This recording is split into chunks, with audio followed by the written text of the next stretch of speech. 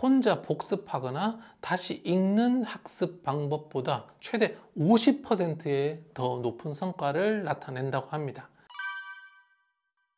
안녕하세요, 콩나물맘 여러분, 콩나물쌤 전병규입니다. 오늘은 최고의 학생들은 반드시 사용하는 공부법에 대한 이야기 한번 해보려고 합니다. 연구에 따르면 이 학습법을 사용한 아이들이 그렇지 않은 아이들보다 학습 효율이 무려 50% 이상 올랐다고 하는데요. 같은 내용을 같은 시간 동안 공부하는데 이 방법 하나를 쓰느냐 안 쓰느냐에 따라서 50%의 추가적인 학습 효과를 얻느냐 얻지 못하느냐가 달려 있으니까 오늘 영상 잘 보셔서 꼭 아이에게 이 방법을 알려주셨으면 좋겠습니다. 오늘 알려드리려고 하는 공부법은 바로 셀프 테스트입니다. 셀프 테스트, 우리말로 바꾸자면 자기평가 정도 될 텐데요. 그런데 자기평가라는 우리말보다 셀프 테스트라는 말이 더 이해하기 좋은 것 같아서 그대로 셀프 테스트라고 하겠습니다. 셀프 테스트는 말 그대로 다른 사람이 아닌 자기 스스로 테스트를 한다는 의미입니다. 하지만 셀프라고 해서 정말 다른 사람이 테스트를 하면 안 되는 것은 아닙니다. 다른 사람이 테스트를 해도 되는데요. 공부하는 과정에서는 주로 스스로 혼자 하게 되겠죠. 그래서 이번 영상에서 말하는 셀프 테스트를 꼭 자기 스스로 보는 평가라고 이해하기보다는 정식으로 보는 시험이 아니라 간단히 간이로 스스로 보든 엄마 아빠가 봐주든 이렇게 간이로 보는 테스트 정도로 이해하면 되겠습니다. 이 셀프 테스트의 효과를 입증한 연구가 있는데요. 바로 세인트 루이스에 있는 워싱턴 대학교가 있거든요. 여기서 헨리 L. 리디거 3세 심리학 교수가 있었습니다. 이 교수는 180명의 학생을 대상으로 학습 효과를 확인하는 연구를 했는데요. 학생들에게 학습 내용을 제공한 후에 총 4번의 학습 기회를 줬습니다. 그런데 이 학습 방법을 둘로 나누어서 서로 다르게 적용을 했어요. 한 그룹에게는 3번 공부하고 1번 테스트를 보게 했고요. 다른 그룹에게는 1번 공부하게 한 후에 3번 테스트를 받습니다. 바로 앞에서 말한 셀프 테스트를 한 거죠. 그리고 나서 학습 효과를 확인하기 위해 정식 테스트를 치렀는데요. 총 2번의 정식 테스트를 합니다. 한 번은 5분 후에 즉각 본 거고요. 그리고 또 한 번은 일주일 후에 이렇게 봤습니다. 5분 후에 테스트를 보니까 결과가 어땠을까요? 3번 공부하고 1번 테스트를 본 그룹이 1번 공부하고 3번 테스트를 본 그룹보다 약간 더 좋은 결과를 얻었습니다. 셀프 테스트보다 그냥 공부하는 게 공부 시간 직후에는 조금 더 좋았던 거죠. 그런데 일주일이 지난 후에 다시 테스트를 해봤을 때는 어떠냐? 결과가 달라집니다.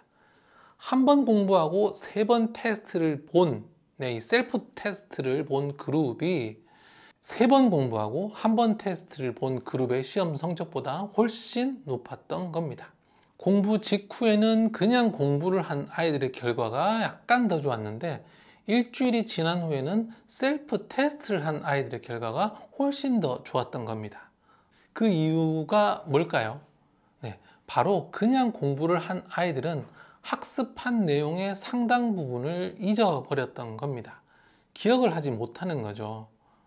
제가 학습에서 기억을 유지하기 위한 방법을 많이 이야기하는데, 왜냐하면 학교에서 아이들을 가르치면서 느낀 것이 무엇이냐? 아이들은 정말 대부분 다 잊어버린다는 겁니다.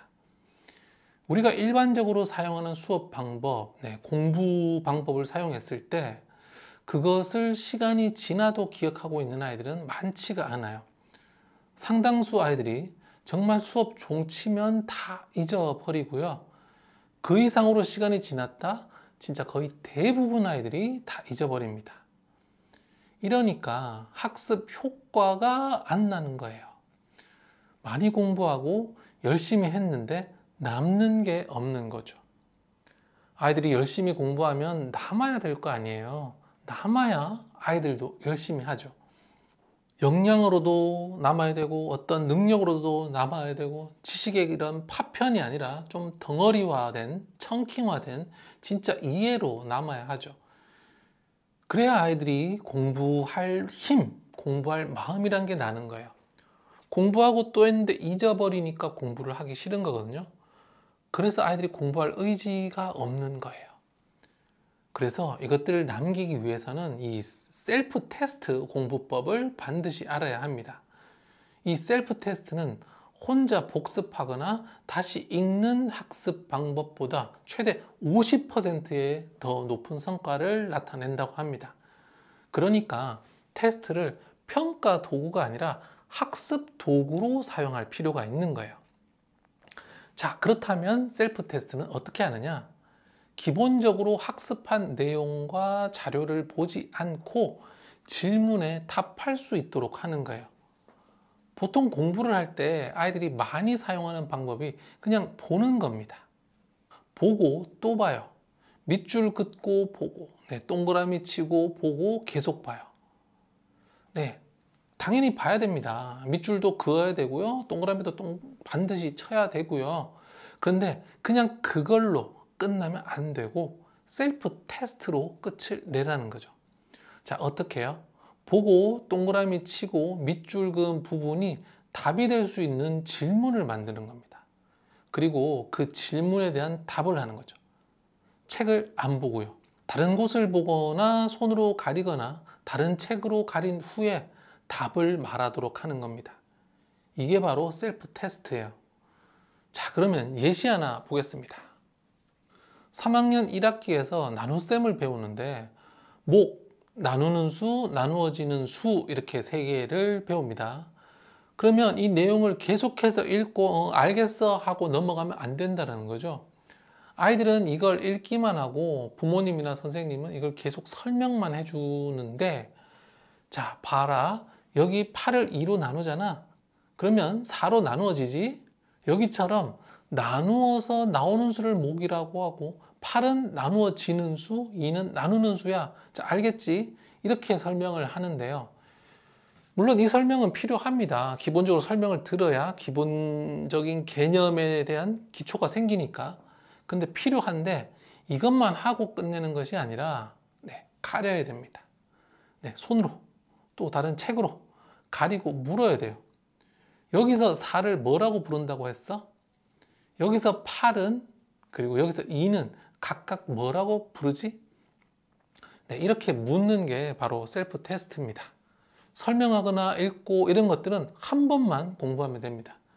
그리고 셀프 테스트를 2번이건 3번이건 될 때까지 하는 거죠. 그랬을 때 아이가 이것을 기억할 수 있게 되는 겁니다. 이 셀프 테스트는 학습법과 교수법 모두에서 매우 정말 매우 중요한 부분이에요. 모든 과목의 공부에 적용하셔야 합니다. 아이가 공부한 내용을 펼쳐보시고 셀프 테스트를 위한 질문을 던져보세요.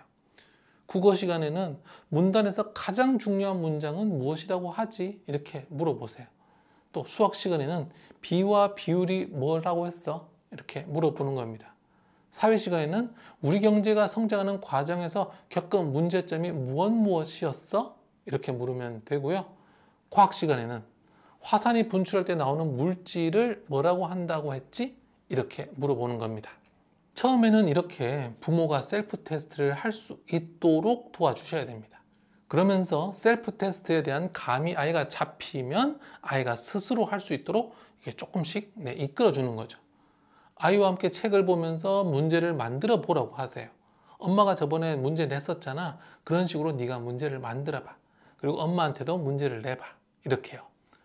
아이가 문제를 만들고 부모가 맞춰보는 이런 활동들 아이들이 굉장히 좋아하거든요. 이렇게 하다 보면 아이가 어떻게 문제를 낼 수 있는지 감을 잡아요. 그러면 여러 가지 효과가 있는데 우선 셀프 테스트 하는 방법을 알게 되겠죠. 또 시험에서 출제자가 어떤 식으로 문제를 내게 되는지도 알게 됩니다. 당연히 시험 공부에도 도움이 되겠죠. 셀프 테스트는 매우 간단하면서도 막강한 효과가 있는 공부법입니다. 이렇게 효과적으로 올바른 공부법을 배운 아이들이 효율적으로 공부할 수 있으니까 아이들에게 조금만 시간을 내셔서 꼭 이 셀프 테스트 가르쳐 주셨으면 좋겠습니다. 네, 저는 더 좋은 교육 정보로 계속 찾아오겠습니다. 감사합니다. 콩나물쌤이었습니다.